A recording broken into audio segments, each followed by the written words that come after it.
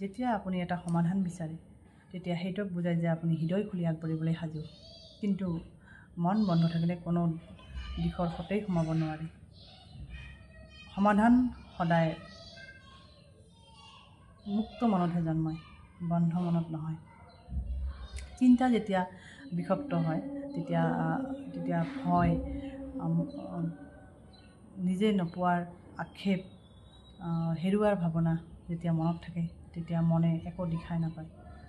যেতিয়া মই হাৰিম, মই নোৱাৰোঁ, মোক চবেই ত্যাগ কৰিছে, এনেবোৰ কথা, এনেবোৰ ভাৱনাই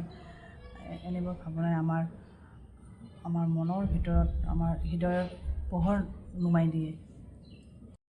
এনে সময়ত আপুনি কেৱল এইখিনি বাহিৰৰ পৰাই ঠিক হ'ব বুলি ভাবি নিজৰ ভিতৰত বন্ধ কৰি ৰাখিলে সমাধান কেতিয়াও পোৱা নাযাব।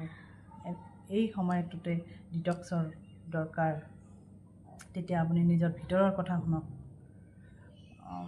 মনৰ পৰা বিষাক্ত চিন্তা আঁতৰাই দিব লাগে, কাৰণ সেয়াই হ'ল ভ্ৰান্ত ধ্বনি। তাৰ ঠাইত আশা আনক। আশা মানে সম্ভাৱনাৰ ভাষা, মানে নতুন দিশৰ আৰম্ভণি। আপোনাৰ মন হ'ল আপোনাৰ দিশৰ আভাস। যেতিয়া আমাৰ মন পৰিষ্কাৰ হয় তেতিয়া আমাৰ ভিতৰতো পৰিস্ফুট হয়। মনৰ ভিতৰৰ পৰা যেন কোনোবাই কয় যে আপুনি এইফালে যাওক, আপোনাৰ কাৰণে এইফালটো ঠিক। এইটোৱেই হ'ল ভয়ৰ পৰা মুক্ত মনৰ কণ্ঠ। চিন্তা যিমানে পৰিষ্কাৰ হ'ব, জীৱন আমাৰ সিমান স্পষ্ট হ'ব। সেয়ে সমাধান বিচৰা মানে মগজুৰ পৰা ভয় আঁতৰোৱা, আমাৰ হৃদয়ৰ দীপক জ্বলাই তোলা। Thank you. আজিলৈ আহিছোঁ। Bye bye.